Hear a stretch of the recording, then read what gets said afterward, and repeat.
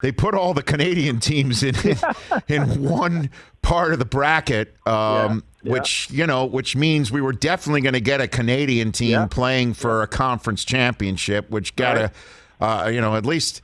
I guess certainly here in Los Angeles, the curse of Marty McSorley's stick might finally be somehow, some way rectified or exorcised by the team that started it all. What do you think of a chance of a Canadian team making the Cup Finals here? Handicap everything for me from that side of the ledger. Moving on, Eddie. Well, you had the teams that finished third and fourth, respectively, in the Canadian division in Winnipeg and Montreal take out the Edmonton Oilers and the Toronto Maple Leafs. And, for me, at the end of the day, it comes down to being able to put somebody away, right? Like Toronto had the Canadians up, Rich, 3-1, and the Maple Leafs weren't able to do it in Game 5, and they gave the Canadians an opportunity to go back home, and then you get to a Game 6, and all of a sudden it's a Game 7, and the pressure is certainly on the home team. Look, I would want a Game 7 in my home building all the time. I only can speak from experience of being a member of the New York Rangers in '94 when we had to come back home and play not only in the conference final,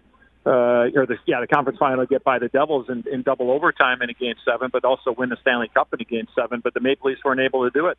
The Habs, the Montreal Canadiens, look at it. They got a big team. They got a heavy team. They've got a great goaltender in Carey Price. They're starting to score goals now.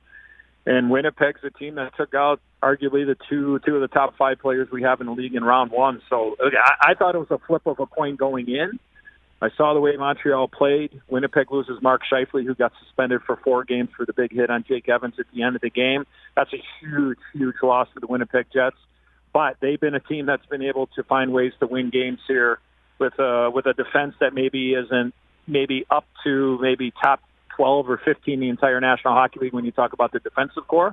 But, hey, you can take down and limit Edmonton in scoring goals in round 1. Why can't they do it against a team, in my opinion, that's offensively challenged in Montreal? So I still give Winnipeg a puncher's chance here to get to the conference final. All right, and then who wins it all?